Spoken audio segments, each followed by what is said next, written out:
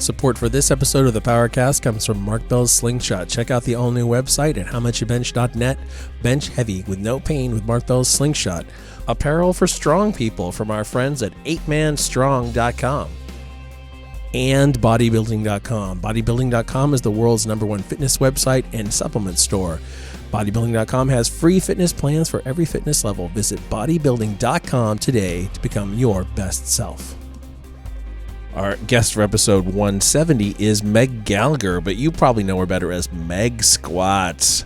We talk about her time as a bikini competitor, her love for USAPL powerlifting, how she built up multiple revenue streams both inside and outside the fitness industry so that she could quit her pseudo-secret day job, how her dad was a famous stripper, and pelvic floor training and period panties. Don't even think about it. Hit the like button. Share this video with friends. Enjoy number 170 with Megsquats.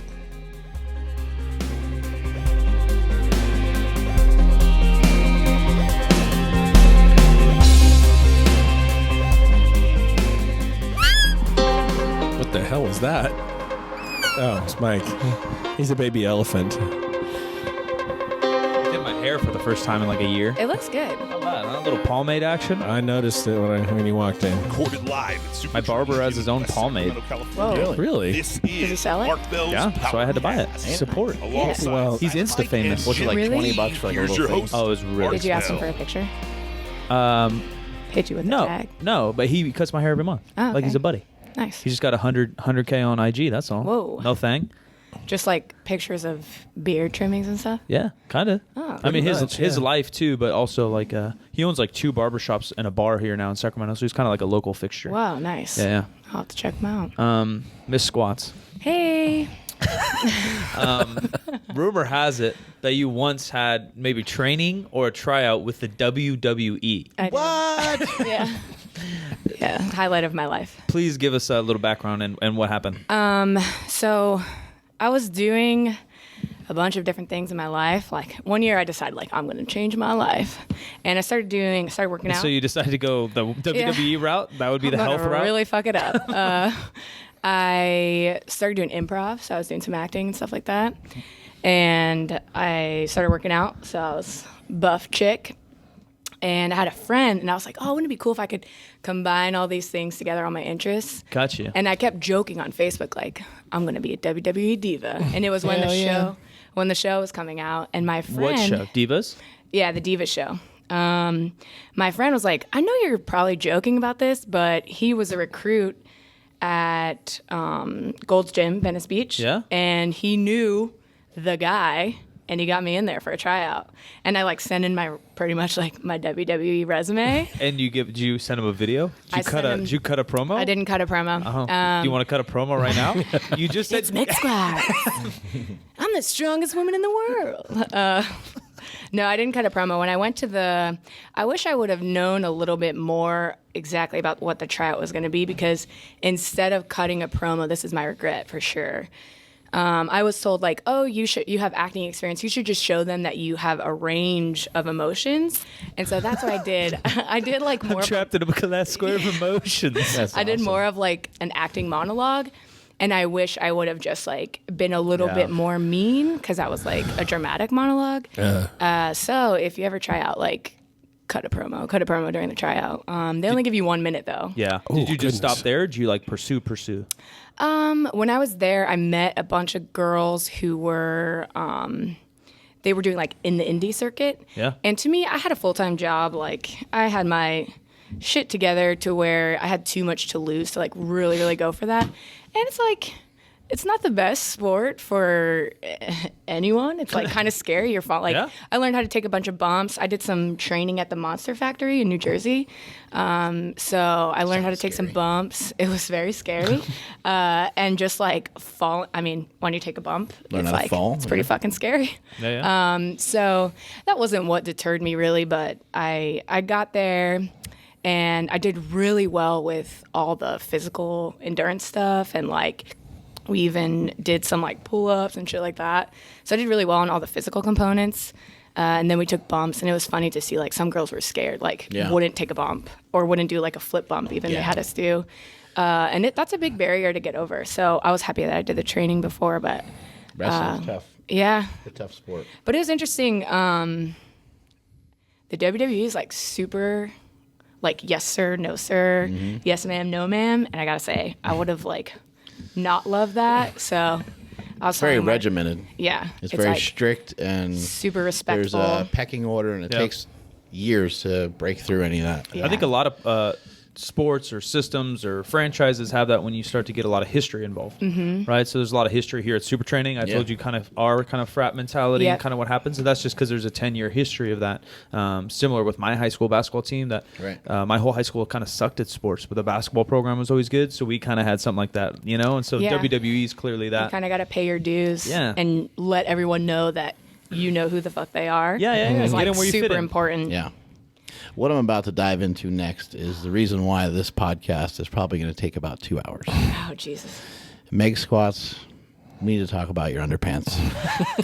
We need to get to the bottom of those undies and figure out what's going on. So this gets to be a complicated issue, and we've talked to other females that lot we've of had them, really. on the show. Katie Hogan was one. You know, we've Kim had a couple, Valentine. yeah, a couple others chimed And they in. go. Do they go underwear free? Sometimes, I think- yeah. I think Well, the there were some. majority. We were left confused. Yeah, as there's you still can imagine. questions. As men, I'll break like it we down. don't know Yeah. we don't understand what's going on down Is there. that is that commandette? Oh yeah. yeah. Oh, just commando. Is this commando? Oh, Yeah. Oh, Do you it's paint your- 2016. do you paint your face camouflage for situations like that when you're going into battle? I guess you'd say. Or? So it really depends on the conditions of your swamp ass. Also, Is your swamp ass Yeah. first thing you think of? yes. Okay, because that's So hold our on, main let's, issue. Let's clear this up because I thought that women didn't have swamp. No, ass. you are completely wrong. Girls can get swamp ass. Depends on the temperature, how much mass you have back there. Oh. Which Deep cheeks matter. it's been very popular to grow your cheeks. So Yeah. Yeah. as We'll have to the get into that more too. as the big booty gets more and more popular, the Yeah. swamp ass is just rising. Does it matter the Swamp ass Maybe some big rising. girls could That's- call in right now and help us out. So that's where I was going to go. Does it matter like the composition of the booty? Will that play a role? Whether it's My ass is pretty big, and I have major swamp. but ass your problems. yours are like glutes. Like what if Right. it's not glute? If and it's a little floppy, which is fine. yeah, it's fine. Let's use the word fluffy. There's That's a more. little nicer. There's more folds, maybe. yeah. That- Divots. It looks more like the moon. The more folds you have, the higher Oh. rate of swamp So it's ass. like a cartoon dog nose, like straight Yeah. down, and then Yeah. on these things. But I think, I mean, I'm not a huge woman. I'm also not a very small woman, but the swamp ass is there. What percentage is your body made up of ass?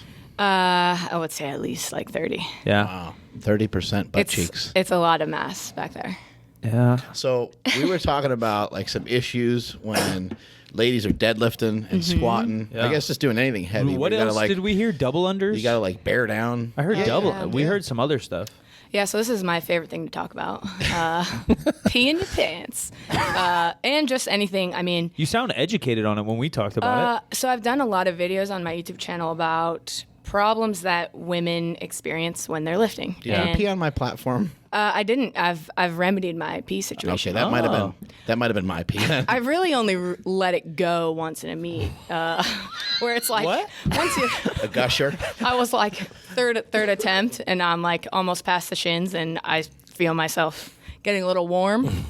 And yeah, that was the only time where I really, really peed. But a lot of women experience a little bit So of when this incontinence. like the first time this happens, do you stop the lift because you're like in kind of Yeah. shock of like what's going down? Are you scared you're injured? In competition, I would imagine you'd probably just say, "I'm just gonna." Like we've Yeah, seen you people just say, throw "Fuck up it." in the middle Yeah. of a lift. and you go for it. The first time it happens, you just kind of drop the weight in shock and maybe a little embarrassed about what happened. I know. So I'm extremely, probably a little bit too comfortable with the way my body functions. I'm not ashamed of it. You're a farter, is what you're saying. I'm a human. I'm a human woman. You're not scared to not only fart, but you're not afraid to lift your leg, get some extra leverage, and bring the arm down. Exactly. And really crank one out. But I think, My kind of lady. I think women experience we call it urinary stress incontinence when you no longer have control over your bladder functioning, and it can happen due to a couple of different things, and sometimes it's a weak pelvic floor, and sometimes it's a super strong pelvic floor. Pelvic floor. I feel like I need to do gymnastics off Yeah. of that or something. The pelvic floor routine. Just get a ribbon. That's coming to the Olympics next year, or next one. But yeah, sometimes people hear like, "Oh, you just gotta strengthen your puss, right?" And do some. I've never heard that actually. You can use a hip circle for that, actually. Strong puss. Hashtag puss strong. Yeah. And sometimes your puss is too strong, and your I think pelvic that's floor. my issue. Your pelvic floor is always on, and it's always stopping you from leaking or not peeing. And sometimes the remedy to that Is that from being an uptight bitch? yeah, it's from just constantly tensing your puss. And these are all. Your pussy's always like angry. This Yeah. is all during like, relax lifting. that You're talking sucker, about. but- This isn't life. So some people have stressing or incontinence in normal life. Like So they're just sitting at a desk. a lot of times it happens for women who've had multiple children. Yeah. So this is going to sound weird, but is this kind of like having tight hip flexors? Like where something's constantly tight, it's constantly tense? Or is Maybe. this like totally different situation? Maybe. I think the difference maybe is that when you get physical therapy, the doctor can go inside of you to remedy that. So, Right. so it's important that all women know if they're experiencing incontinence. So you can get help for that. You can get help for that and see, you want to see a pelvic floor specialist. So usually it's like a women's health PT. So yeah, you can fix it right I up. did not know there was a women's health PT. That's amazing. Yeah, I was telling her, I'll try to remember the I've hashtag. seen but- videos on this before, I think. Yeah, On Pornhub. just tighten it up or loosen it up, whatever you need to do. Wow. But it's important for women to know that I don't think you should be embarrassed by it, which I think there's kind of been a movement like talking about it and addressing it and making people feel comfortable in case it happens, but also it doesn't need to happen and The girl it's went not. up to you yesterday and just started, just met her yesterday and she started talking to you about it right away. Yeah, yeah. I thought that was kind of cool. Yeah, and Yeah, it's an issue. We hear about it all the time. Or see it. Yeah. yeah. I feel like we always see it at meets. Yeah, all the always. time. Get figure out that a way carpet to nice clean and it up. wet. Is there a health issue? No, just uncomfortable and not normal.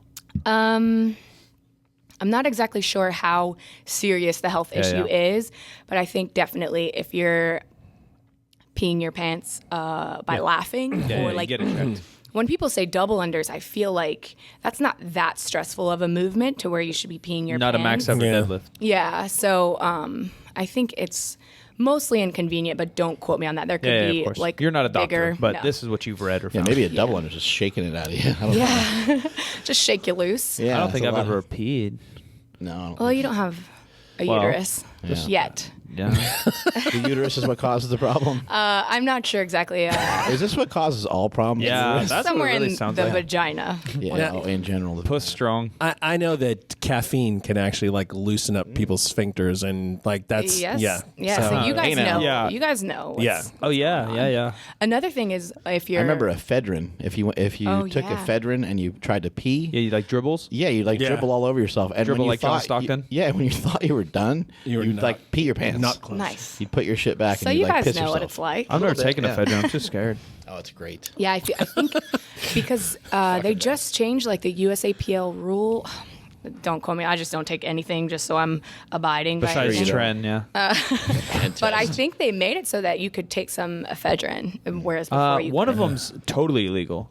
I don't know if it's ephedra or ephedrine. One of them's illegal for everybody, let alone WADA or WABA Yeah. or whoever the hell regulates this shit. Bronchodilator or something supposed to be for asthma or some shit, right? Oh, Bunch of fucking cheaters. Right? It's one of them's like Broncaid. Which or- one's the Yeah. 90s one though? That was like the Primatine. fat burner. Yeah, that was a ephedra, like with Yeah. Sacratine. Then I think ephedra is illegal. Yeah. I think ephedrine you can find now, I which see, I is see. which is often in like Sudafed and shit or something like that. Yeah. Nice. pseudoephedrine? Yeah, is what it something is, like yeah. that. I don't know. I'm not fucking Breaking Bad. There are people at home right now listening to us going, "They're getting it wrong Yeah, yeah, again. everybody's Why don't you gonna- look it up?" Gonna crush me. It's like pseudoephedrine is what it's Yeah, called. yeah. I think ephedrine is legal. Ephedra is now illegal. I don't know. I don't Anyway, care. since I don't we're take still in the anything. vagina area, Where what we going about next? yeah? Where am I going next? On our There's a tour- lot of things closely There's a related lot to to each talk other about. down there. It's all important. What about tampons? What about like when you chicks are like on your period? Like how does that work? Do you try to lift that way, or you skip the Yeah. day? That's something I've been Skip the day and cry and eat Ben and Jerry's. right. You just I've done go that crazy before. on a pint. Yeah, that's something that Go crazy I've- on a pint. That's me and Mark's life story. Go crazy on a pint. Yeah, that was great. Hang on to that one for a future episode. I've been struggling with it, especially in my deadlift because of how I brace. I think I'm breathing too far into my fupa, to be honest. I coach that to breathe into your puss. Yeah. So think about it. You're breathing into your puss, and there's a tampon stuck up there. So imagine if there was something up Imagine your how butthole. terrified you'd be if you actually saw a puss take a breath. What was it, that fish tank? It wasn't a cuttlefish. It was a different kind of fish, right? Wasn't it? It wasn't like a cuttlefish. I don't cuttlefish, remember but I what was it was. wrong again. Yeah, remember that? There's though? a fish that kind of looks like crazy. a vagina with eyes. Remember that? Oh, really? It's kind of like a cuttle. I forgot what it's called. Cuttlefish are supposed to be like dogs. I know that. That's where this Yeah. conversation started. Yeah. Nice. We're going down a wormhole. Oh my God, I have no idea warm what any what? kind of fish looks like. Oh, so you're afraid that you're gonna oh my God. This is my Okay, best so friend, that's- ladies and gentlemen. He's He just amazing. brought me a Trenta fucking black coffee, and he's good looking. Sorry, ladies. Sorry, ladies. He's Whoa. married, but he is a fucking This is man dime. unbelievable. He's been training. He's been. God, Smokey, you're the best. Real hard. You're the Trying best. real hard. I love That was you. impressive, right? Yeah, he's good. Yeah, He's the man. Not bad. He's about to bench 385 for 4 in a couple hours. I'm excited. I'm excited too.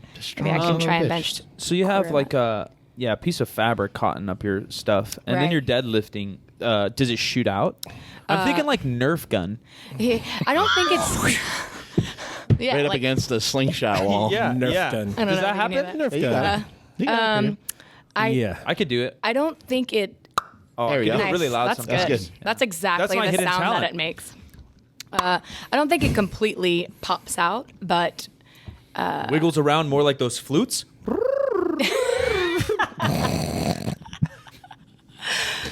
yes, Yeah. it just Accurate. works its way on out. Yeah, that. Yes. That was good. It just works its way on out. And like a couple of weeks ago, I had my like last really heavy and hard deadlift session, and I had to change every like attempt, every deadlift set.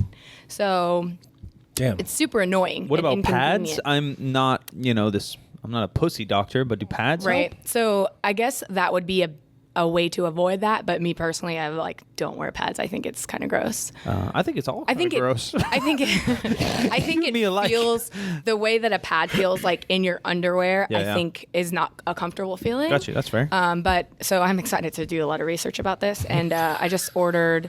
I'm going to do a full review, comprehensive review You're gonna of. start making special panties. Yeah, well, there already are some. They're period panties. They're called Thinks, and you can buy several different kinds. And Just it's plug in like, sponsors in every video we did all no, week. they did not pay me. I bought these out of my own pocket. Tell them Megsquats sent you.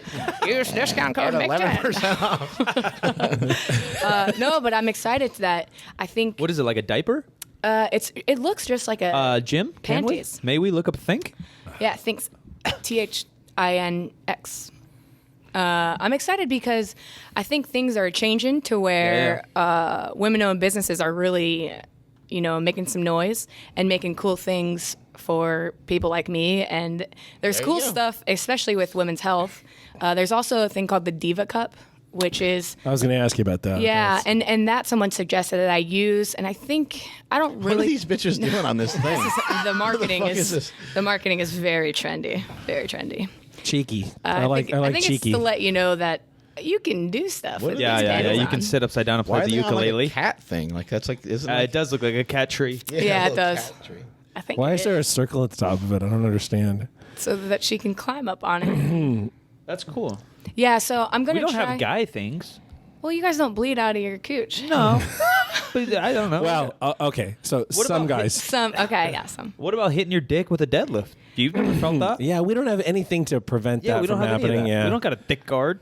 Well, you could wear a cup. I think this is a great. This facility can develop anything. I Some believe in neoprene you. for your cack. Yeah, why not? Sleeve, a cack sleeve. Need something. So yeah, I'm excited to do more. I like talking about. I You're think gonna help people with weird stuff, so they're more open about it. exactly, and as comfortable as I might be with my own body and Yeah, me yeah. pissing on the floor, and that's okay. Not every woman is like that. Yeah. So if I can find a way to not only make her feel more comfortable about talking about it, but also help her avoid even dealing with this problem, I'd be happy. I know Yeah, you're pretty into analytics and stuff, and we already talked about that a little bit. Do you know the age of some of the girls that follow you? Do you think that maybe plays a role into why you want to help? Yeah. I have very few like under 17. So most of my women are 24 to 36. Yeah. So they're definitely, some of them could be dealing with just having kids and experiencing more of this problem. And then, some are more like 18 to 24. So the 11 lady listeners that are listening right now, I think this has helped them tremendously. They're Thank fucking you. stoked. Thank you for your time today, Megsquats. Appreciate it. We have no problem. It's always more than we think. We always underestimate it. of chicks. Mm-hmm. Yeah, I'm sure. I had a few girls comment and say, finally, Megsquats is on the podcast. Finally, The Rock has come back.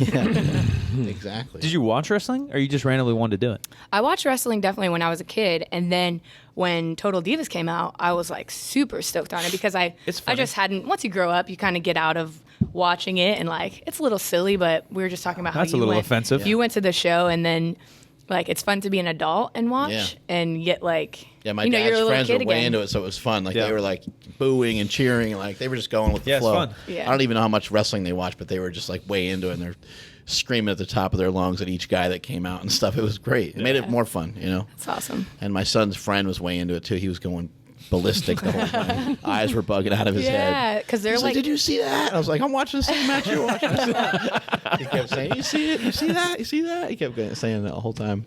That's so funny. It was. it's awesome because that's the dream, right? Like most kids grow up and like you play, I wrestled with my brothers all the time. That's what we just fucked each other up all the time, and like. You have a couple siblings? Yeah, so I have a really blended family. Like, my parents got pregnant in high school with my older brother, and then had me when they were like 20. And then I have a younger brother, half brother, and then my dad got remarried when I was 20, and I have like younger siblings too. So have like a weird modern family deal going on. A lot of you guys into sports and stuff like that? Oh yeah, I think. Since my parents got married so young, they were like super stoked on making us achieve the athletic dreams that they didn't get to because they were pregnant in high school. But my mom actually, she was a track star and she like went to states in New Jersey and like she was Mrs. Heather Gallagher when she was like competing at states and like her baby was there like, hey mom, go. So my parents were like super, super stoked on everyone played sports, and my older brother played college and football, D3. And then I played basketball and ran cross country in college too. Grew up in New York? No, I grew up in Ohio, and then Her and Braun. Yeah, in Akron. Akron.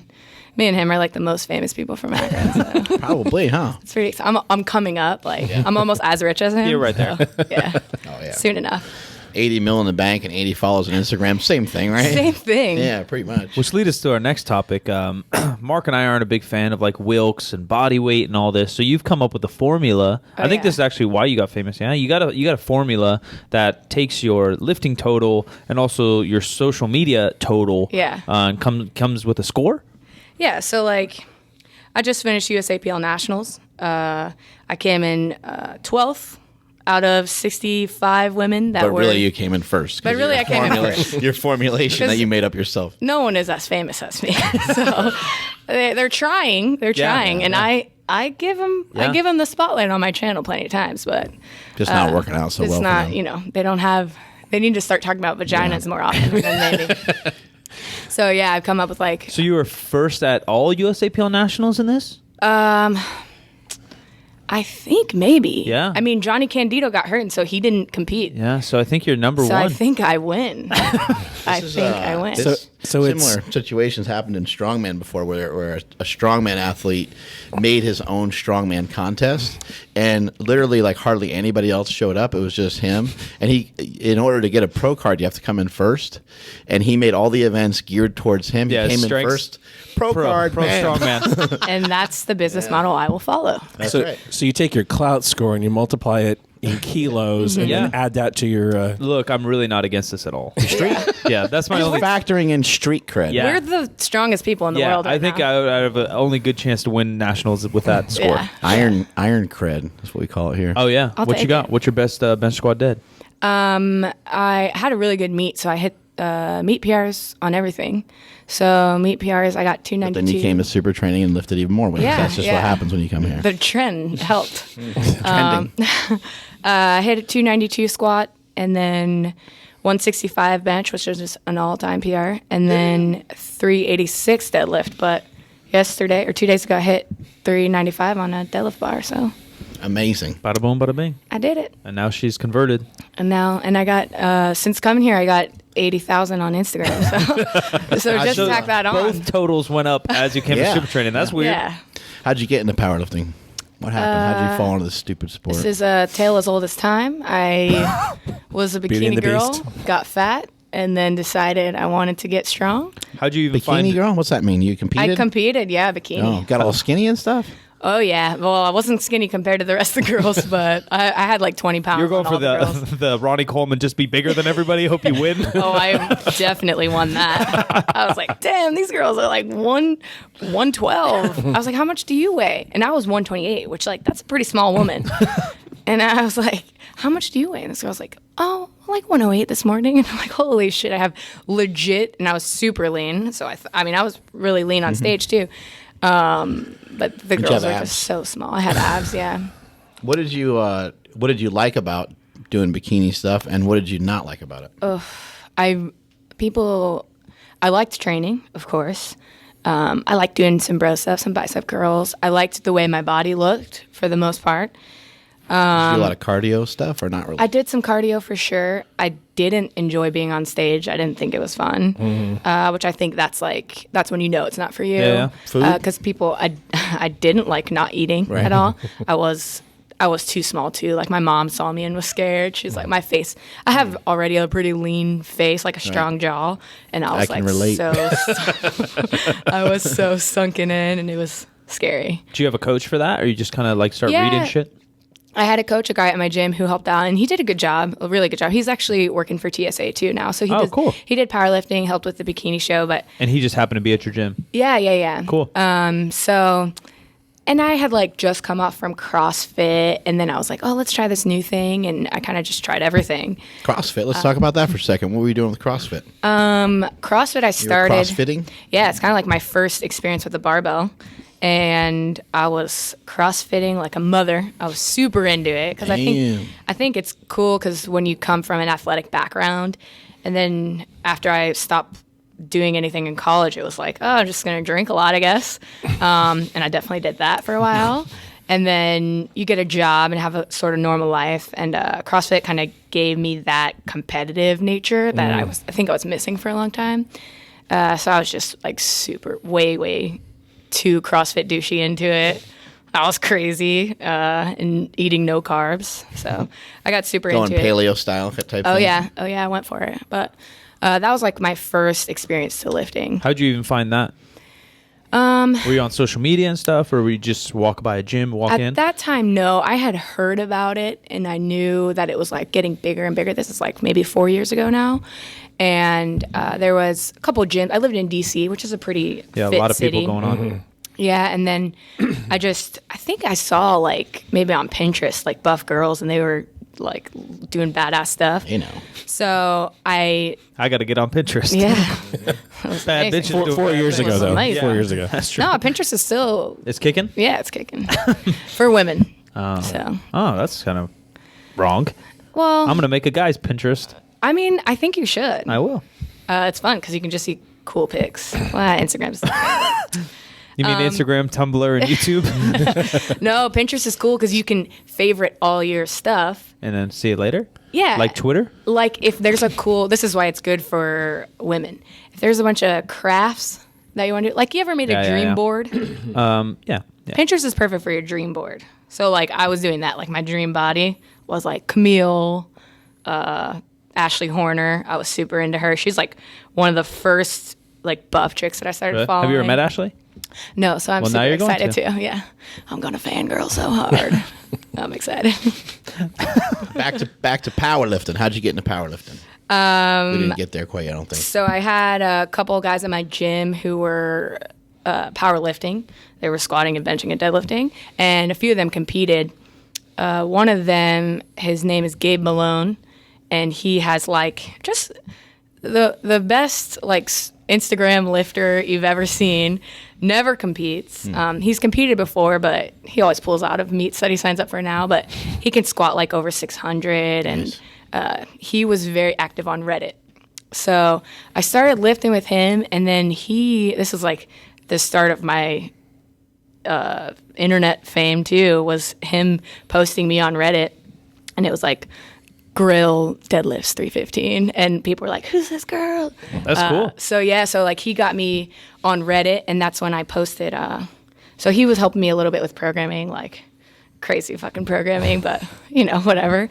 And I just kept squatting, and I really liked squatting, and I did like the Smolov base and only squat, and then I peaked my squat to like a 300-pound squat, which I still have. What do you think is something that kept you to like stick with it? Like, if you hated CrossFit, were these guys good looking? Were they just super nice? Were they fun? Or is there something else going on? Or did you just actually like the lifting once you started doing the lifting? I just liked lifting, and I think to have like the goal of a number and it be so concrete was definitely appealing to me. And I think it was just unlike anything I'd ever done, where I played basketball and it's like, okay, you can try and be good on the team, but there's never like, oh yeah, you're good now. Like here's a goal, or here's like the elite status, and once you get it, you're good. Yeah, team sport's hard to tell how much improvement you've had personally. Yeah, exactly. And you can't really go by stats, because there's a lot of guys that are really good and have no stats. Yeah. So I think it was unlike anything I'd ever done, and at the time I was gaining a bunch of weight from like the bounce back from bikini. I just started like binging and doing all those things bloated, getting super thick. All the D-ball. I was really bloated up. But I noticed that with that, I was getting a lot stronger, and that was fun. So that was like kind of something to look forward to, even though I wasn't so comfortable with my body. It was something that I could go in every day and keep trying to chip away at some of my goals there. You've been powerlifting for like 2 years now. Do you adhere to a really strict diet? Not too crazy strict. I think once I did the show and I counted macros like religiously, and I did all that and ate all the right things, I think that kind of strictness was detrimental to me and like mentally. So I'm a fan of eating enough and like learning how much is enough. So I'm a very intuitive eater now. But you kind of had to go through that to know that? Yes, exactly. And are you happier with your body now, or as happy or less happy? Or I'm way happier now. I think now I have a different appreciation for it because I can do cooler stuff. So it's... What if you said you had abs. Do you have abs now? I got them. They're in there somewhere. And if you fluctuate, 5 pounds, does it make you feel like shit, or do you not care because your focus is more on just performance? Yeah, I think I don't care as much, definitely. There are times, and I go through waves. Like, it's not like, oh, I'm so enlightened now. Like, everything's perfect. I'm on this up and up. It's not like that at all. I go through waves of, like, being super happy with my body, and also, I take little dips where it's like, okay, maybe we could tighten things up a little bit. Right. Or just I have my bad days. Like, sometimes I'm down on myself, and that's with everything. I think sometimes we have shit lifting day and we think that we're the worst lifter ever. Yeah. But yeah, I go through waves, but I think now I'm much more realistic and I'm much more appreciative of what my body can do. So that's more rewarding. It just makes it more fun. You seem very like goal oriented. You seem very driven. You recently quit your regular job. Yeah. What gave you the confidence? Well, first of all, what was your regular job? We'll start with that. Are you allowed to talk about it? Oh, yeah. Sort of. So I did... She worked for the CIA. Yeah, kind of. Kinda. Yeah, when she was telling me in the car, I was like, who the fuck is this? I'm a secret agent. That's why when I went to punch her, she flipped me and put me on my back. I was just kind of kidding around. Angelina Jolie. I was like, whoa. Angelina Jolie's going to play the movie of Megsquats. Yeah. Wouldn't that be hilarious? Then we would be real set up for Alias. riches. You ever see that show? Alias from back in the day? Oh, yeah. Yeah, that was me. Jen Gardner, right? It wasn't that serious, but what I did was I worked for a company that helped create technology to process passengers to cross borders. So mostly in Western Africa. So I've traveled to I've traveled to countries that most young white women should never be in. Yep. Or probably even heard of. Yeah. Sadly. So I never heard of the areas she was talking about. like some third world countries in there. Yeah. So I did that for a few years, and it was good because it gave me, I graduated with a shit ton of debt, and it might not have been the best job for my career trajectory, but it gave me a lot of money. I was like really, not that I'm rich, but I was balling for a little bit, and I got to pay off my debt, and a lot of people don't do that till they're in their 40s right, these days. so I think it's more and more and more common. yeah, so that was a big step for me to kind of take. As risky as the decision to quit that job may have been, I think a little bit of financial security. Yeah, and I got a little nest egg that I'm good, and through having that job, I've been growing other revenue streams. So with Megsquats and Strong Friends, I've been making some money, and then I also my background is in design, so I have that revenue stream as well. It's a couple of projects there, so I'm just working like 4 different jobs. So I decided to leave one. What kind of experience did that give you, like leading to the stuff you're about to do now? Like, do you feel like it gave you some advantage, traveling the world and going to some third world countries? Think it gave you like a leg up maybe on some other people? Or some insight, deeper insight into what you're about to do? I think the biggest thing when you travel to, not that I've been to like the worst countries in the world, but I've been to Senegal, I've been to Rwanda, and Rwanda a couple, like I think 20 years ago, went through a huge genocide. Mm-hmm. And so like I've seen and like learned things about different places where it's made me a lot more appreciative of what I have. And I think USA, right? I like really, every time I come home, I'm like, I love the United States of America. I really love it. It's so convenient. It's so convenient. Yeah. I don't think a genocide will happen anytime soon. Well, those are really who fucking knows now, but so yeah, I think knowing that I do kind of have the world at my fingertips is literally those the experience. internet. Yeah, a lot of people. And it also wasn't my favorite thing to do to work there, so I was like really motivated to get the fuck out of there. You know, like I was ready for something where I was making my own money and earning money for myself, not just earning money for a bigger company. What gave you the confidence to switch gears and to run your own business? Because like there must have been something that happened or some situations that have accumulated where you're like, you know what, I think like enough people like what I'm doing, enough people like my message, maybe I can kind of do my own shit. Yeah, it started super slow. So it wasn't like one day I decided like, yeah, I'm going to start this business. I'm going to start taking over the world. I'm going to quit my job, then start this business. It was like, I have this job, I have money, I'm going to slowly see what I can do and slowly see like what the interest was. I decided to do something as simple as like have some merch. So I decided to sell a t-shirt and I did a pre-order. So it was no capital that I needed to invest up front.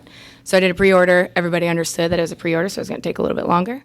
And I ended up selling like 600 t-shirts at like $26. So I was like, oh, wow, at least 600 people invested. That's huge. That's $26 in me. Yeah. So, and at that time, I was much smaller. Physically, yes. I'm gonna say. Once I That's started, a huge bitch. once I started like She did growing, say she was fluffy for a while. very fluffy. So yeah, once I was like, okay, and things are moving, powerlifting's getting bigger. That's like a confidence booster where it's like, okay, let me grow into You can this. thank me for that, by the way.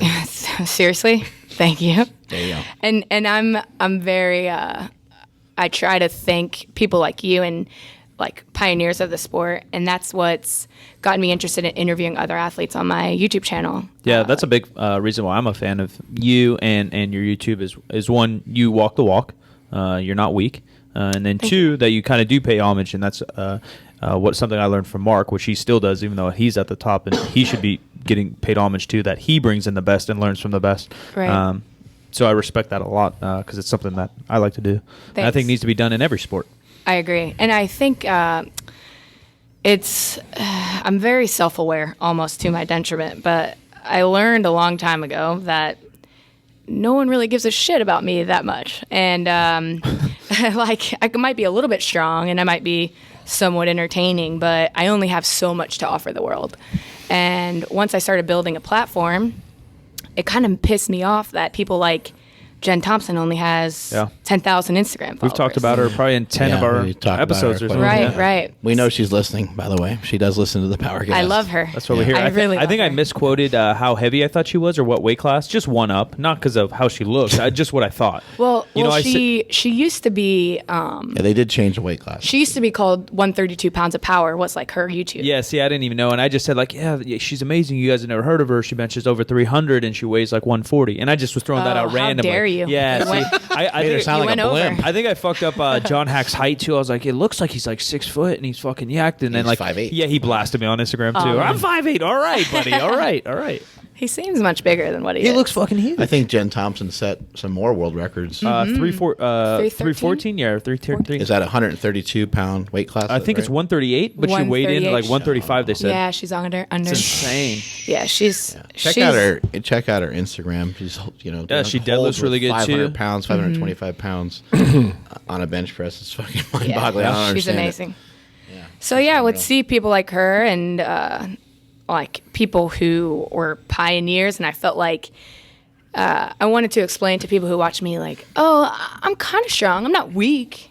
But like, you have no fucking idea that this girl's out here doing this. Like, this is who you should be following. Yeah. Well, there's also nothing wrong with, let's say you learn something from somebody like Chad Wesley Smith about programming. There's nothing wrong with if I go to you and say, hey, this is something I learned. I learned it from Chad Wesley Smith. There's nothing wrong with me giving the guy credit. Right. It doesn't diminish anything that I'm doing. All it shows is that I'm trying to find out as many resources as I can to try to make myself better.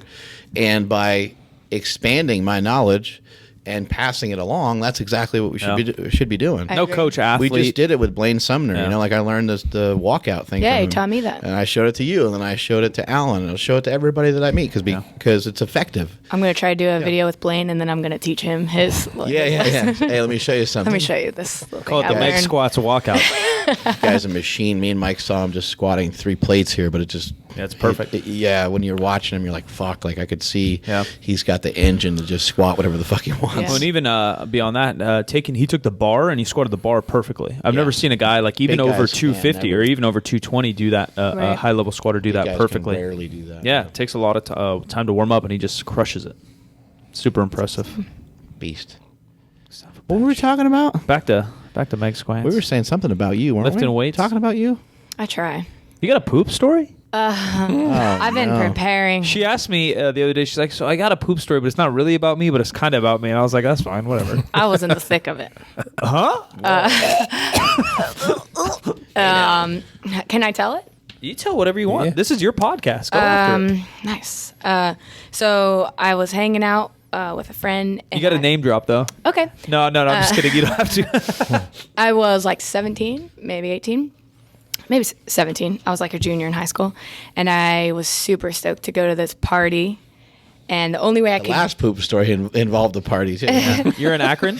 In Akron, yeah. And the only way I could really get into the party, me and my other friend who's named Megan, we decided to befriend this girl whose brother was going to be there. And she was like 1 year younger, like not in our grade. And she didn't go to our school either, but we were like, yeah, Candace, come hang out with us. We're going to go to the party. And we were like, okay, we're going to get into the party. We probably could have gone to the party, to be honest. But we go to the party. And it's tricky getting into parties in high school. It's weird. It's super hard. We go to the party. And, of course, we got our case of Natty Light cans. And but see, like that's like a joke out here in California where like craft beer is like the thing, but like Ohio, I feel like that's the reg. No, you go. You know what I mean? Light. Like I know, but I'm saying like 40-year-old men are drinking Natty Light and Bud Light. Yeah. Like it's the norm there. Like 40-year-old men here in California are drinking Sierra Nevada and IPA, and No, you got to go to Ohio and get you some real man beer. Yeah, they all drink Natty that. Ice would be real man beer. But, we were young women, so we were ladies. So yeah, we show up to the party and play some beer pong, have some fun. Like it was a fun party. And then Candace is completely hammered, but we didn't realize how hammered she was. This is the younger one. Until we were back in my house and my room was upstairs, and we're like, Candace has been gone for a long time. And so I go to check on her. And she's in the bathroom, and I go in the bathroom, and the rugs are turned upside down. And I notice that the rugs are turned upside down.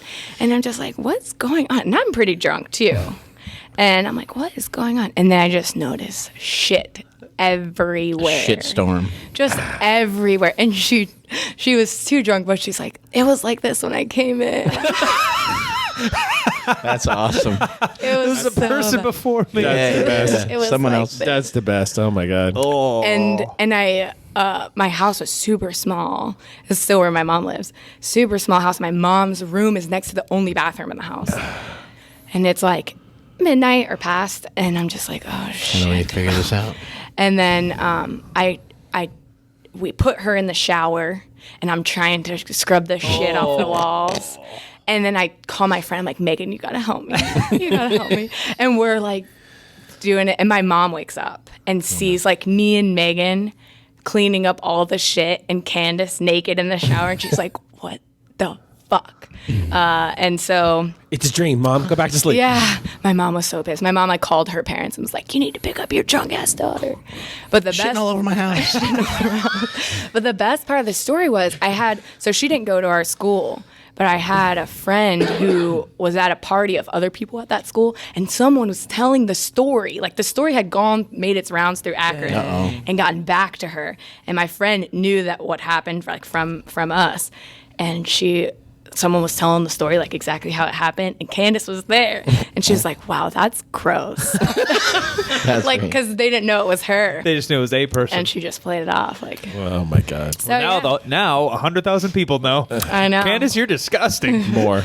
So, but she grew up to be a nice, lovely young woman. So. She probably never shit up anybody else's bathroom. She was able to I get hope past it. not. What's I hope that movie? Hall Pass, maybe? Some like whatever comedy, and the guy's like trying to get The Filipino Hall Pass? Thunder is Yeah, Hall weighing in Pass. over there. the concept is like a married guy gets a week off or whatever. I've seen the movie, but I forget. Okay, this so part. then they're like having struggles because they're older guys. They can't get these chicks. And then he finally gets this hammered girl, and she's like, oh, I don't feel good. I'm feeling nauseous. And he like takes her in the bathroom, and she's sitting on the edge of the bathtub, and he's like, oh, here's a bucket, like throw up, whatever. And I think she sneezes, and then her skirt flies up, and then the entire wall is just spray painted with yeah, that's shit. what it was like. I swear to God, that's what it was like. Sneezing. Oh my god. So gross. It was bad. She's like,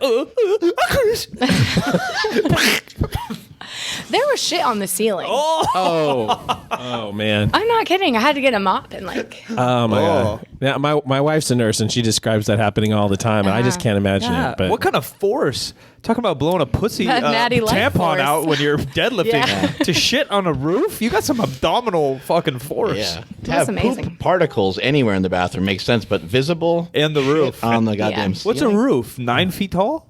8. 8 It's feet called a tall? Yeah, ceiling, I by would the say way. 8 ceiling. Yeah, not a roof. It's the ceiling. Yeah. Same shit. If you got it That on would the be roof, amazing. that would be astronomical. Somebody Just good. blast a hole all the way through. That's Megsquats, fill us in about growing up a little bit. You mentioned to me that you guys were not well off. What was that like? Oh yeah. So my parents got married in high school. They were forced to get married when Religion? they got pregnant. I think Family? yeah. Well, State they got mandate? yeah, they got Getting married. my dad's dad was like the pastor of the local church, and then my mom's stepdad was like the Pentecostal whatever Yeah. equivalent of that was. So they were forced to get married, and of course that didn't work out. So my mom, my brother's dad was my younger brother was heavily involved in drugs, and we moved from Pennsylvania. I Started pretty young. yeah, like my brother had just been born, so I was like maybe 6 or 7. And then around that time, we moved to Ohio to kind of like, he was also abusive to my mom. So we moved to Ohio, and that's Brother like, was? no, my brother's dad. So my younger brother's dad, my stepdad at the time. And so it's just like not a great situation. When you don't have any money, it's like super hard to get out of that situation. Why'd your mom choose Ohio? Does she have family? Yeah, that's where she's from originally. So we moved to Ohio to kind of get away Got from a West that. Side Bar. Yeah, she was like ready, like sign me up. I'm getting out of this situation.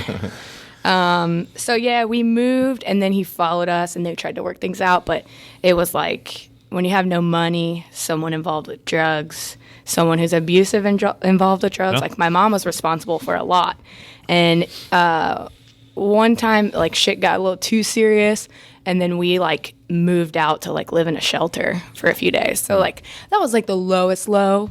And then during that time, my mom had like just graduated to get her associate's degree. So she started getting better and better jobs. And now she's like rolling in it.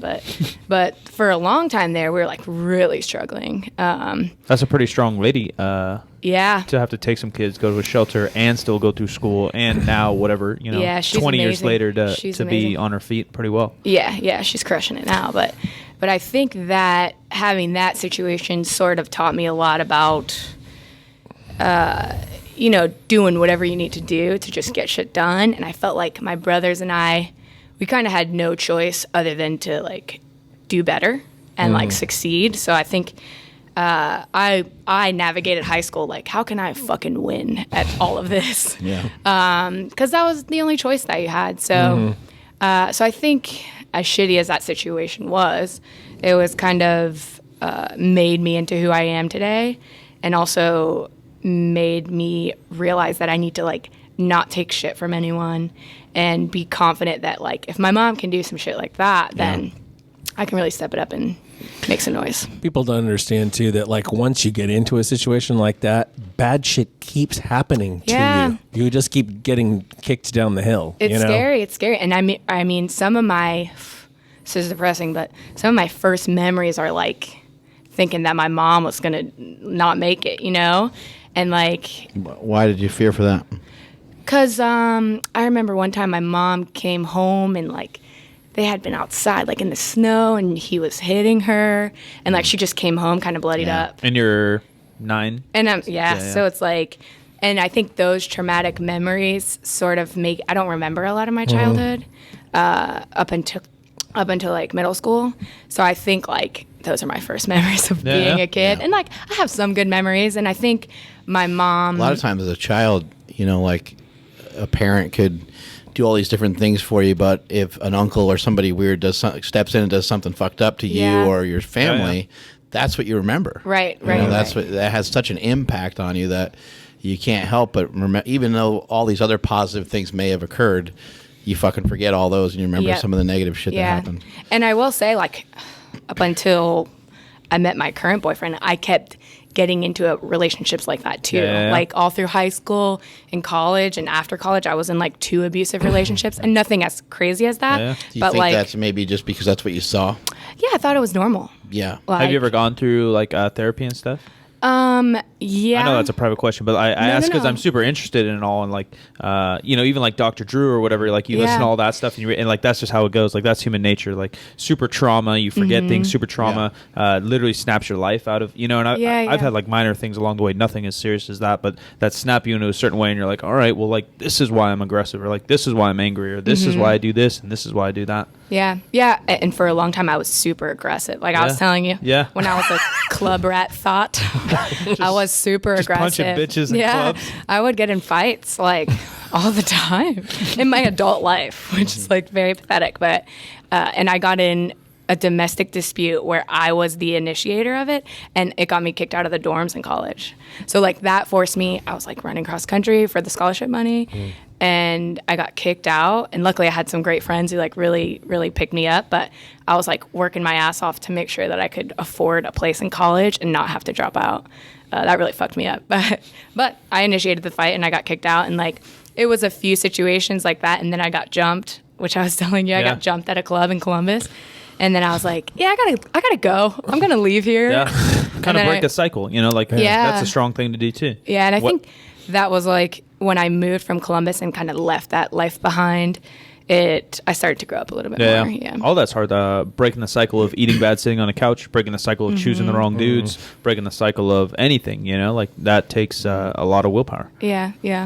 It's like sometimes you just realize like, oh, I need to just change a lot right now. And for me, It can be overwhelming. Yeah. But like for me, it was like I needed to leave. Yeah. Things were kind of extreme. Yeah. I was just acting like an asshole for however many reasons. But I got out of there. I'm doing okay now. I made it. Mom was abused by your stepdad or by your real dad? By my stepdad. And then what's up with your real dad? Where's he at? My real dad, so at the time when we moved, my mom moved for a couple of different reasons. One, to get away from that relationship, and then also her grandfather was getting sick. So we moved from like Allentown, Pennsylvania, which is where I was born, to Ohio, and that's where I grew up. But Kurt Angle, by the way, very great wrestler, Olympic gold medalist. We moved to when we moved, my dad stayed in where he was from. He didn't have the money to leave. It wouldn't have made sense for him, but he stayed in the New York area, ended up moving to New York City, and then now he lives in Texas. So he ended up he had some crazy jobs for a while there, but he ended up working as a stockbroker for a while in New York City. So. And you guys stayed in contact? Oh, yeah. My dad and I have a good relationship. It's cool because all the cool shit that I'm doing now, like sometimes I get to meet people. He's a big UFC fan. Whenever I had the WWE tryout, he was so psyched. That's cool. So he's just like a huge fan, and he's like, we don't talk too much about like what I'm doing, but he'll see Instagram. He's like, holy shit, you met this guy? That's cool. That's crazy. So He's stayed in contact a lot throughout the years? Oh, yeah. So every summer I would go to New York and Long Island. He lived in Long Island for a while, so I would go there every summer. So I lived in Ohio, but would spend like some holidays with my dad. Or spend the summer with my dad. But was it something you looked forward to because everything else was kind of chaotic? Yeah. I think definitely leaving Ohio too. A lot of people stay in Ohio, and there's not too much there. I hate to say it, especially when you're broke as fuck. Like there's not too much you can really do. There's a lot of people like that. Yeah. So it's just hard to do anything in your hometown. I think a lot of times it can be more difficult, like leaving and at least trying to get experience outside of your hometown is, in my opinion, always wise, even if you end up going back. Yeah. So I think always going to a huge city like New York, and getting to experience that was like really key to giving me the motivation to like understand like, oh, there's this huge world and you don't have to always live where these people want you to stay. So yeah. What does your dad do? My dad is currently a very successful block desk trader. I'm going to say I think that's what he does. He works for a big bank, and before, my dad worked at a club called Escapes in Long Island. Hey now. And he was what kind of club? He was a Chippendale pretty much, but it wasn't actually the brand Chippendales. It was male entertainer? A male entertainer. Yeah, he was a dancer. He was a stripper. Exotic Thunder dancer from down under. Yeah, he was a stripper. I'm jealous. So yeah, and that was like everyone knew my dad was a stripper. No one's ashamed of it. So yeah, I grew up. It's more trashy to have your mom be a stripper, right? I agree. I was thinking about this. I think that is kind of a double standard. Yeah. I feel like it is. Like male strippers are kind of cool. Male strippers are like it's more of like a show. Yeah. It's not like. I mean, I'm sure some get raunchy, but you don't really see their dicks, as far as I know. As far as I know, Dad. Keep it in your pants. Dad, Instagram, put it away. Instagram comments. I've seen your dad's. Nice. Oh, damn. There was a kid in my older son's grammar school whose mom was a stripper, and everybody knew it, but like nobody had really seen her. About it. Nobody had really seen her, and then she came to pick him up one day instead of Dad or whoever was normally picking him up. It was like, hey. And she comes in like she's got big fake boobs, and she's wearing like a crop top that's barely covering the bottom of her boobs, and as the story goes, my son and my wife turned to each other and said, "Khalid's mom." Yeah. Well, I think I was so impressed by the fact that my dad was a stripper because no one else's dad was a stripper. Yeah, it was kind of unique and cool. I would be like in 6th grade, like, yeah, well, my dad's a stripper. That's great. Like I thought it was the coolest thing. It's kind of an in-your-face kind of thing. It's like, Yeah. You're in like So- 7th grade or whatever, and you go to New York and you go to visit your dad, and like he's hanging out with like what, a bunch of buff dudes talking Yeah. about training and talking about Yeah. work, Talking about their routines. talking about the type of oil they use on stage. You And just Yes. lived up inside of Magic Mike. That's where you grew I was up. going to say, does he have an opinion on Magic Mike? Well, so my dad's name is Mike. This is bullshit. It would never be like that. My dad's name is Mike. His stage name is Michael Page, if anybody has ever seen him. That's amazing. Google Michael Page. Some people just Yeah. got excited. Let's see what happens. We'll just see what happens. Before I understood that my dad was a stripper, he had a bracelet. I remember this conversation. He had a bracelet. I don't know why he was wearing a bracelet, but he had a bracelet that said Michael Page on It's it. the 90s. Everyone wore bracelets. Dad, who's Michael Page? And he just tried to like play it off, and it was his stripper. It's still his email address. Okay, Michael Page, 25. We got to go. Michael YC? Michael Page. There's probably so many Michael Page. Michael Page Escapes, maybe. Maybe look at Escapes Club, looks New like York. a politician, I maybe. don't know what we're gonna find. I'm kind of excited. Escapes. Well, my dad was on the Howard Stern show. He was on Sally Jesse Raphael. He's pretty much the most famous stripper. All right, we're gonna go. Oh, we got no images. We got no images. What? Well, he hasn't really been working recently, so I'll tell him to update his LinkedIn. Yeah, well retired. Michael Page. Damn. Michael Page. That's I'm amazing. so disappointed. So yeah, that was Maybe you could mentor me. maybe.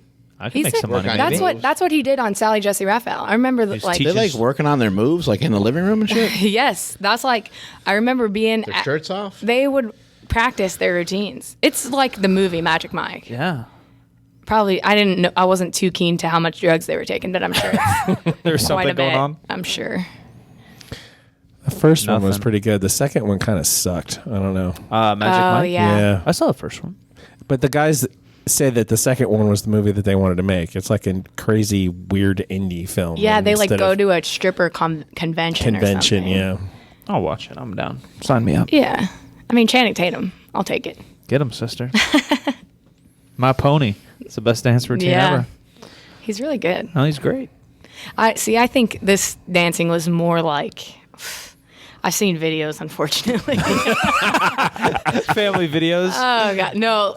Let me tell you, Them working on their routines, kind of thing. my Aunt Kate has all my dad's trophies. Yes, he's won trophies. Stripper trophies? Yep. Well, they have stripping at the Arnold. They do? I'm walking like down an pole elevator. dancing. The very first time I was like, "What the fuck is? Where did Mark Yeah. bring me?" I don't think my dad and his friends were that talented, but yeah, they had Mr. Escapes, Mr. Buns. Mr. Buns. And so they have like 2 contests at the club every year, I guess. And that's how my dad got on the Howard Stern show. He won Mr. Escapes, I think, for like 6 years in a row or something. My Aunt Kate, I swear to God, Thanksgiving, she'll bring out all the trophies and explain like to like 40 people, like, well, my little brother Michael was, great. and she'll explain, yeah. Everybody, I think my family, I think it's cool that my dad, maybe it's not cool that he did that, but he was never ashamed of it, and he Yeah. was never ashamed of what he was doing Yeah. or who he is. And I think that's kind of given me the confidence to just say, oh, whatever, I'm going to do this thing. How did you, break some of this mold? Like, it sounds to me like visiting your dad seemed like it had a good impact, and having your mom be so strong seemed like it had a really positive impact. But how did you kind of break this cycle of kind of being in this funk and not growing up with the greatest childhood? Yeah, I think the biggest thing I struggled with definitely was like being an aggressive person, being pissed at everyone, no matter who they were, who had money. And I hated like the idea of making money. I hated anyone who had money. Like I was jealous, and I get a lot of that. I reject. Yeah, like people on the internet, especially, Yeah. they'll like hate on you for trying to. Why is that $55? Yeah. You don't have enough money? And those people are the kind of people who, unless they break that cycle, they're always going to be broke. Right. Always. And I would have always been broke had I kept that. But I started making some rich friends in DC, and I was like, oh, these people aren't terrible. They're Right. not like money hungry. Yeah. They just do what they need to do. Well, and they usually don't have, not that they don't have ulterior motives ever, but they normally don't, because most people's ulterior motive is always money. Right. And so usually they're like, oh, I'll help you. I don't fucking care. Yeah, Like, yeah. You know, you and I have been sharing stuff the whole time you've been here. And it hasn't been like, oh, it's, whatever. Like, we haven't talked about like money in that way at all. It's just sharing information. And I think a high tide raises all ships. So, like, if I know you and you know me, and we're both, one of Right. us does well, I think the other one will follow.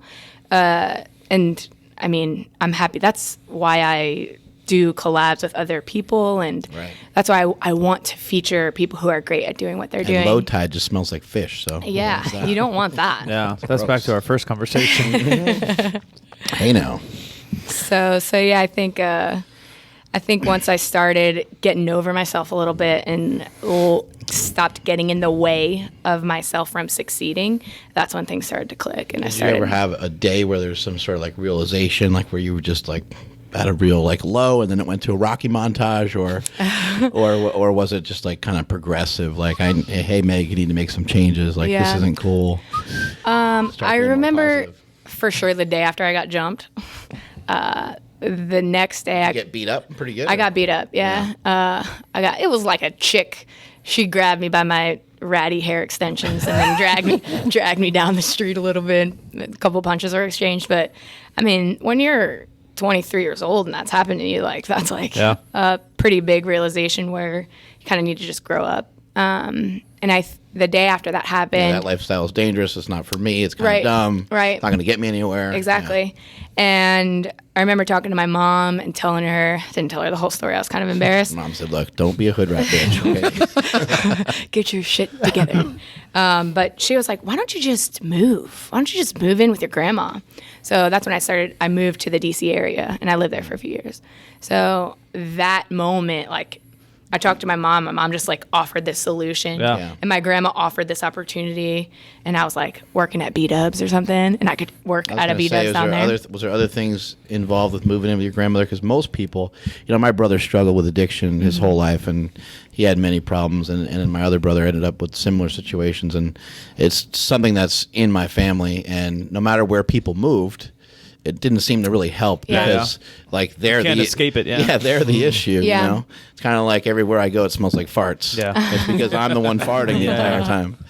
So like, was there something else with moving in with grandma that was like, hey, when you go in move with grandma, you're going to be helping her with this, or you're going to be, you have to look after her. Or like, was there some other responsibility that helped? You mentioned in the very beginning of the podcast that you consider yourself very self-aware, which I think is one of the best traits in human beings. Was when you know what you're good at, you know what you're bad at, and you know what you right. Yeah. When did that come about, and then was that kind of the solution? It was multiple things. It's like not a therapy session. Yeah, yeah. You're welcome. You can pay us at the door. Hopefully, one person will be like, "Damn, just got jumped at a club," and they're like, "You know what? I'm going to live the Megsquats way. I'm going to do YouTube." Somebody's sitting at home licking their wounds, like, "She's right, man. I understand. I feel the pain." If not, they'll just be like, "God, I lost my weave. This girl's crazy." I think with anything, it's not as sexy as a Rocky montage, and it's very slow progression. Right. Even after I moved, I ended up getting in a relationship where he was an alcoholic. He was a pretty abusive, scary. And it wasn't until I started like really figuring this stuff out and starting to do something that like what I was very interested in. That's when I started CrossFit, and I like kind of left. I started getting really fit, and he was kind of fat, and that's when I realized like he was holding me back from doing what I really wanted to do, and not just that way. And muscle ups. Yeah. I really just want to learn how to snatch. It's all. So yeah, that's when I kind of like left that relationship behind too, and it wasn't like, except for that one moment where I decided to move. You're right. It's not like, oh, you just snap out of it. It was sort of like seeing a little bit of a pattern. And then realizing that what I could be missing is something for me, and not just falling into a relationship and completely losing myself. And I think then that's when I started lifting. I started like doing contests, whether it was like bikini, even though that was its whole other set of traumas. I was still doing something for me. I was like doing something that I wanted to do solely because I wanted to do it. Mm-hmm. So yeah. Do you have any mentors?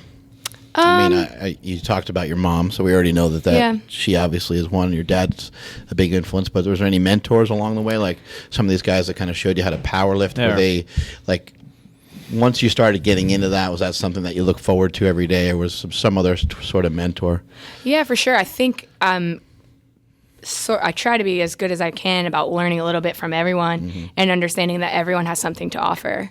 So with powerlifting, I mean, there were a few guys who knew were fucking strong. So I just learned from them and tried to learn and looked up everything on the internet that I could. And then now, as I get more and more involved in this world, I meet someone like Jen who can really help me with my bench press. I meet someone like John Romanello who can teach me more things about running a business. I meet Mark Bell who can just like teach me how to tell a good poop story, among other things. But yeah, I think I try really hard to take something from everyone, and then my business partner is my boyfriend, and I think he's one of the first. Wait a second.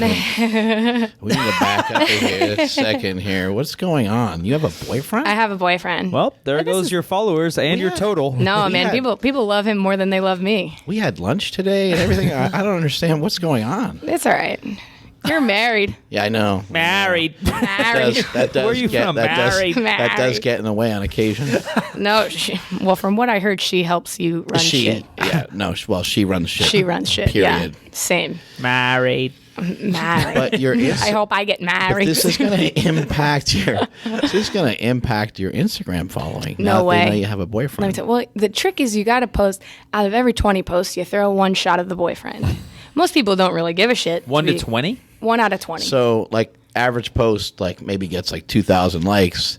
A really great picture of you in a bikini gets 5,000 Yeah. likes. The And then a boyfriend, picture with the 30. boyfriend, 30. Yeah. Yeah. 30 likes and a couple hateful comments. Yeah. Why are you with him? 10 But, unfollows. I don't get too much of that. Why I is, don't get really too much. I've seen your videos. I'm and just messing. he's like in them here and there. But is Yeah, he yeah. not into this world? Like, why No, isn't he he- start his so- own channel or maybe more involved? Or No, I his don't think- social media. He doesn't like to be the center Not of his everything. personality. Bitch. He's Is that what's going on here? he's Is a he your great, whipping boy? He's a great character in the show for sure. Like he is, he's great at recording me and adding in shit, Yeah. and also saying, "Hey, dummy, you need to say this to more accurately explain something." He is very smart, and he's a fan of lifters for sure. He's a weightlifter too. Yeah, so he Snowboarding, right? yeah, and he's also a snowboarder. So That's ridiculous. That's impossible. yeah, he's I feel like crazy. that's too hard. I'm excited to see how he does now that last time he You're going to try to competed. go snowboard with him? I'm gonna try and learn because I got to hold the You're camera going to now. get fucked up. I know. Yeah, that's I'm literally why I nervous. stopped. Is because like you bust your wrist so many times when you're Oh, learning. really? I was in 7th grade, and Throw on some gangster rap. I think I'm Yeah. a pretty. Yeah. There you go. There's think- your new market. I'm a pretty decent athlete, but it was during basketball season. I went once, busted up my wrist. I was like, "Fuck that! I can't Yeah. play basketball for a Bye-bye week." jumper. Yeah, fuck that! I'm not going to snowboard ever again. Yeah. And then I stopped. Well, now you don't have to worry about. Yeah, if I came in here and I couldn't bench, I'd be so sad. Yeah, true. He's pretty competitive, though? Yeah, so he went to. He's been working like crazy lately, and the past couple years have been focused on his career. Which you made him quit? Yeah. Whoops, sorry. Yeah. No, but it's good because he's really fucking smart. So he'll be running shit soon. And he competed at Junior Worlds a couple years ago. So while he was in college. So I think we're gonna try and rack up the point. I don't know exactly how it works, but I think you You get points. compete at a contest and then you get points. So we're going to Asia Games in Japan in February. And then we're going to try and go to World Games if he should qualify in Spain. That's awesome. So yeah, the next year will be like, he's been focusing so much on me and my powerlifting career and like handling my shit. So it'll be cool to really let him train regularly. Right now he's working like 18 hours a day or something crazy like that at his job. So it'll be cool to like work with him and also help support his dreams and his goals. So I'm excited. What's going on with your YouTube channel? How long have you had that for? Probably about almost 2 years now. So I think I'm up to like 85,000 subscribers. Damn. Yeah. That's great. Got a few videos almost that are a couple 100,000. So Yeah, it's that's been cool. growing. I love it. It's fun. It's fun to like make videos, talk about the gross stuff of powerlifting, talk about the cool stuff of powerlifting, interview some other athletes, and make some cool shit. And the feedback's been good too. How'd you get in that side of things? So my friend who was into Reddit, he showed me this world of Reddit, which is a completely like You're like, the internet can be used for more than just porn. This is awesome. Yes, Reddit is amazing.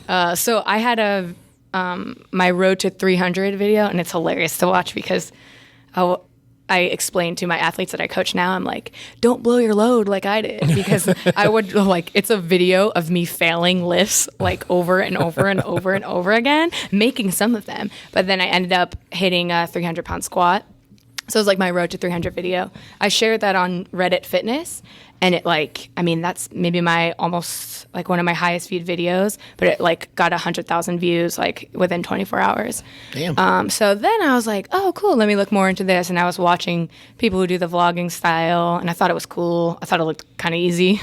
And I had already had the background that supported like talking to a camera. So I just tried it, and the feedback was pretty good, and never looked back. From your previous job, you had to get up in front of people and talk or something like that, or yes and no. Sometimes, but I think more so the like improv that I did for a couple years. How long did you do that, and like how serious did you take all that?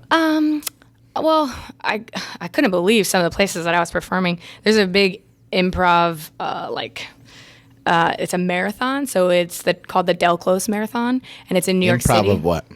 Fill us in. I don't know what you're like talking about. Oh, okay, so it's improvised comedy, Right. And it's a show, and usually there'll be like a troupe of like, let's say 5 or however many people, and that troupe will get a suggestion from the audience, and they just make shit up. Yeah. Try to Whose make lines fun. it anyways type shit. Exactly. And usually it's more long form, so it's just like a mashup of different scenes. How long did you do that for? Oh, probably like 2 years. How but old are you?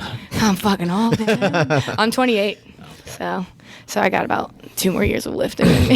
Just kidding. 2 more years Improv of life, maybe. Improv comedy is all about yes and, because if you just answer a question and don't take it anywhere, then it just No one else can feed. then it dies. Yeah. Yes. Yeah. So you think that helped you a lot with the YouTube and this podcast? And I think who it knows what helps else? me be a little bit more on my feet. Yeah.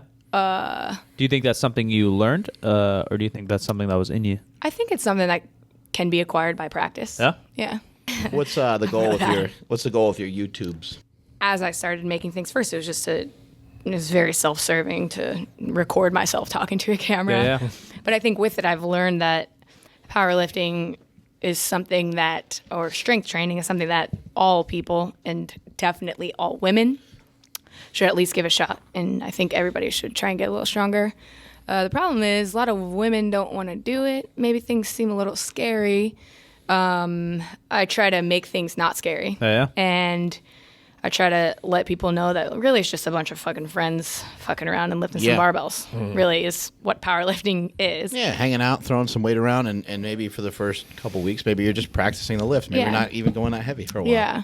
So my goal is to support the mission of making the world stronger. And I always say I want powerlifting to be like the new Soul Cycle.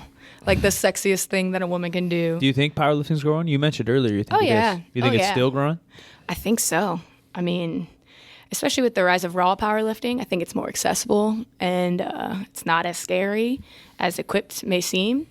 And I think things are growing. And I don't know, sometimes I feel like every powerlifter might know who I am now, but obviously they don't, because Mark has like 400,000 Instagram subscribers, and there's people a million people There's listening a lot of people to that this. come up to us at shows, and they don't always know exactly who all of us are, or they don't know about the slingshot when you think that you sold a slingshot to everybody Right. in the community. So there's still always more people to reach.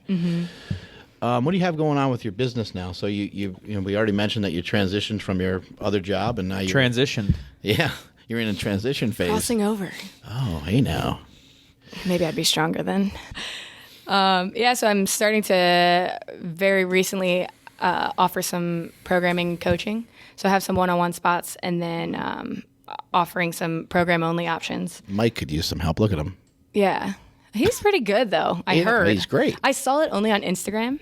Yeah, because that's where you can Photoshop. You can't Photoshop Exactly. real life. We use a lot of fake plates in here. You just do a quick cut. Yeah, you can't really Photoshop life. So I'm really strong on the internet. 705 deadlift that he did was actually 322 pounds. Kind of weird that he struggled so much with it. Whatever gets I'm you a the good actor. followers. I didn't actually struggle. I just acted. Yeah. That's good. Improv. I believed it. Yeah, thank you. Sold me. So yeah, I got some programs that as we're recording this, we just released this week.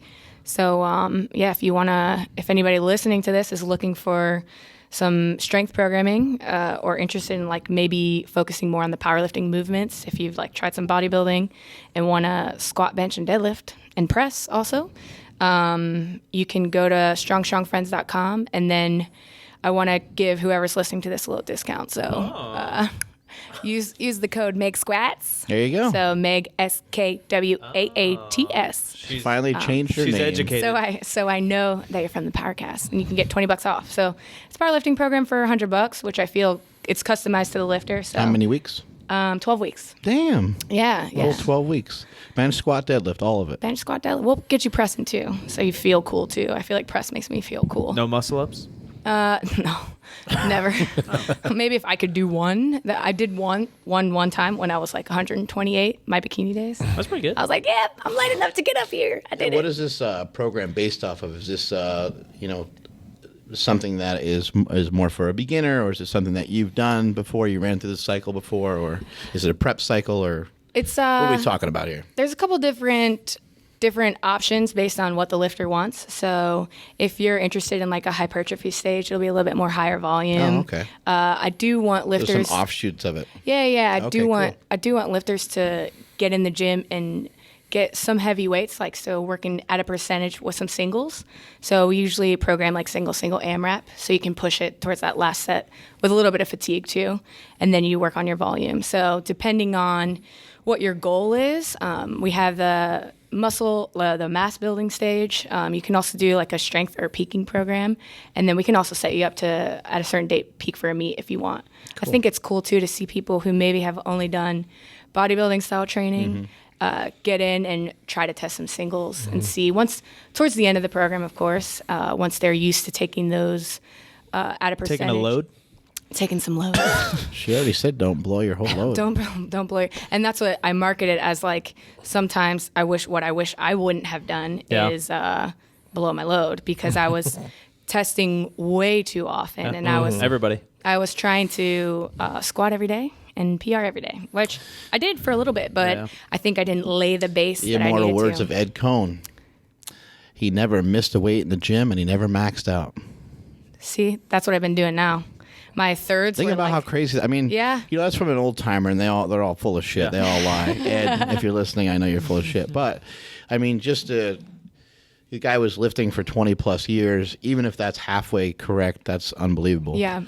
It's hard because you get excited, But if you think about that, especially for somebody who just started the sport, someone who's only in it for a few years, you could always go to a meet and kind of sandbag a little bit, right, but continue to make a lot of progress, and then even furthermore, you can get past your kind of potential by staying behind a little bit and not maxing out and not always testing your strength. Exactly, and that's something that's hard to learn. You can get ahead by staying behind. I completely agree, and unfortunately, it took me completely blowing my load and then having to backtrack so much, like an entire year of backtracking, that I just want it to be known that like you don't have to do that, and you should just maybe at times trust somebody else with programming for you. I think often. What's that? I think often you should trust other people. Oh yeah. It's hard to be objective on yourself. Yeah, even just asking somebody in the gym that you're training with, or somebody who's seen you lift, often, you could just say, "Hey, what do you think I should do next?" And a lot of times, the advice they'll give you is like, "Why don't you just try the same thing again?" Yeah. Because like you want them to tell you to go up. That's you're waiting to hear the advice that's pre-existing in your head. You've already determined the answer, or the answer that you want to hear. Like all advice. Yeah, right. Yeah. And you're trying to like make it happen through like osmosis, but you ask Mike and say, "Hey, what should I do for the next lift? Why don't you just call it a day and move on to the next thing?" Right. You're like, "That's fuck you. I wanted to go up and I wanted to add weight. I should probably take it for a double." Yeah. We had a lifter in here the other day. He did a 573 deadlift, and he's like, "Man, it didn't go the way I thought it was going to go. I wanted to go faster." You were in here when he did it, and I had him just repeat the lift because he said a few days ago or the week before, he made smaller jumps in his deadlift. His deadlift felt awesome, and he did like a 585 deadlift for 2, and it felt really easy. And so this time I said, well, take it again, and if it goes well, if it moves fast, then try 600, because he really wanted to try 600. And I don't want to cut people's enthusiasm out, although in my opinion it's best to kind of save those things for the meet. At the same time, he's fucking really pumped about this 600-pound deadlift. It's a milestone for him, and if he makes the lift, as I said, and he makes it fast, why not give him the opportunity to do it? Anyway, he bangs out the 573 again, smashes it, really clean. It felt a lot better, gave him confidence. He tried 600 and nailed that very easily also. Yeah. So Bada boom, bada bing. there's nothing wrong with doing the same weight. There's nothing wrong with perfecting your form and technique. You're not going to go to hell. You're not going to get thrown in jail. Yeah. You know, if you just take the extra time to learn to lift. And there's nothing wrong with, like, we were talking about it earlier, volume PRs. Right. Like, have you ever done 5s to 5 that way before? Mm-hmm. I think especially after you've been training and your progression is like once every three months you hit something good. 3 years. Yeah, exactly. I benched 315 for 3 years. Nice. No, that's not nice. Great job, Mike. Yeah, that's not Hey, nice. that's heavy. Hey, No. at least he can dance. Yeah. Yeah. That's what every high schooler benches. Don't worry, your Megsquats coefficient is It's going up 'cause of the going dancing up. likes. Yeah, don't worry. That's fair. But yeah, I get stoked on a volume PR, even though Ryan has to Yeah. tell me, hey, did you know that was more Yeah. tonnage than you've ever done in your Yeah. life? So You think about, Small like, people talk about, like, the rate of perceived exertion, or however you say it, rate of perceived effort. You give yourself a number based on how hard the lift was. But what about giving yourself a score? You know, like a 1 out of 10 on performance, like, how well the lift went. And if you can give yourself a 10 on 25 reps, 5 sets of 5, that's a pretty fucking That's good pretty day. good. That's a day that you should feel very accomplished about. Never mind just going for these max lifts all the time. yeah, I usually rate, and I tell clients to rate your day, your lifting day, and your training session on 1 out of 10 how accomplished you feel, and 1 out of 10 how happy you are and how much fun you had. Little smiley face. Well, yeah, because sometimes you have a shit day, but your friends were in, and like you got to see someone new, maybe you got to learn a little bit, maybe you were at super training.